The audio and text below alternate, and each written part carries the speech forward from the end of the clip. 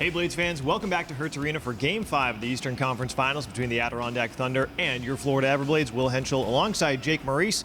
And Jake, back-to-back shutouts for the Everblades, a 4-0 win on Wednesday, a 3-0 win on Friday, and the Blades up 3-1 with just one game separating them and the Kelly Cup Finals. Yep, you outscore your opponent 7-0 over 2 games, feeling pretty good on home ice, and now you have a chance to wrap this series up here. Keep yourself at home for a little bit to get some extra rest, and yeah, everything feeling really great for the Blades right now, especially Cam Johnson with his excellent play. Yeah, there's not a whole lot to complain about in these past 2 games. After getting shut out in Game 2, the Blades have really bounced back and found their stride big time here at Hertz Arena. Yeah, I mean, up in Glens Falls, the Adirondack Thunder certainly seem to be a faster team, better team, and even though we haven't seen that as much here over the last 2 games, I think we're going to see it tonight because this is a team with their backs against the walls. The Blades have been in this situation in the playoffs before, facing elimination down through one in a series. They rallied back and beat the Jacksonville Icemen in the opening round. So you can't assume the Adirondack Thunder are already gone. You can't be looking on to the finals, looking into getting rest. You have to take this game seriously because there are huge benefits to getting this done here tonight on home ice. As I said, you don't have to go back up to Glens Falls, New York. Don't have to put that extra travel on your body. And you get some extra rest days here at home instead, and you get to celebrate the win in front of your home fans. So it's far better to just get this thing done tonight, and then you can look forward towards the Kelly Cup Finals. Blades trying to finish the job, and they're going to do so with kind of a pretty similar rotating cast of players. We've seen a lot of guys on the score sheet back-to-back nights. Mark Senden leading that pack with another goal in Game 4, but Bobo Carpenter on there a lot. Josh Hosang, Oliver Chow, Matt Wedman, guys' names who are popping up kind of left and right on the score sheet and really making an impact. Yeah, 6 different Everblades players have points in Games 3 and 4, so it seems to have been the usual suspects over the last 2, really this whole series, that have been getting the offense going for Florida. That's not to say the other guys who aren't on the score sheet aren't contributing, of course, but offensively it's been that third line of Chow, Carpenter, and Senden in the middle, and then the first line as well with Wedman, Hosang, and Jesse Lansdell. Although Lansdell hasn't really gotten on the point sheet, he's been very noticeable. He's out been there a presence. he's always noticeable out there on the ice. So those 2 lines have really been driving things for Florida recently. The power play also getting involved, but even on the man advantage, it's the regular guys. Matthew Wedman, big piece there.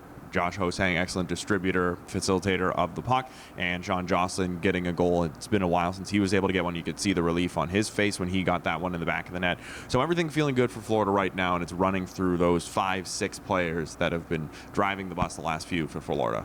Now, the defense has been crucial, obviously, when you're running on back-to-back shutouts. Cam Johnson has played incredibly, but also the defense has been really good in front of him, only allowing 24 shots on net in the Game 4 victory. Yeah, and only 3 against in the first period to set up the game the right way. I mean, Adirondack, they had a bunch of shots, 14 of them in the final period, but that's when they're chasing, desperate, down 3-0, right? They're going to just throw everything they have at Cam, even if it's not a great chance. The Blades did a really good job in the defense core, especially of keeping quality chances limited for Adirondack. You're going to have to do that again tonight.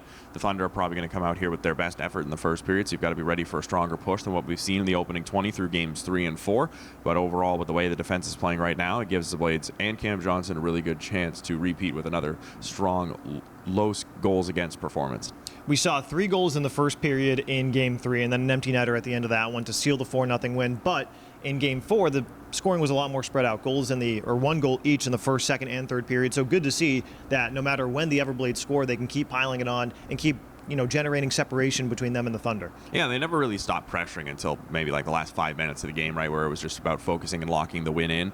So that was awesome to see, right? You're going to win a lot more games doing that rather than just having one burst period and the rest of it. Even though Florida played well in periods 2 and 3 on Wednesday in Game 3, they didn't get any goals, right? So you're going to get more goals and more wins when you're playing 60 minutes consistently, as the Blades have been over the past 2. Sometimes it comes in spurts, but last night was more of a consistent form of winning hockey for me. It's getting goals throughout the game, spreading them out, and getting them in different situations, even strength on the power play. Another power play goal for the Everblades last night, too, so that streak continues into Game 5 tonight here at Hertz Arena. But, Jake, I think it's pretty safe to say that we're going to see a very aggressive, very desperate Adirondack Thunder team. So what exactly does that kind of team look like? They look really dangerous. They look like a team that is going to be trying to fly out of the gate, be physical early, get scoring chances early, plenty of shots, right? Probably the way they played in the third period, desperate hockey, but for 60 minutes.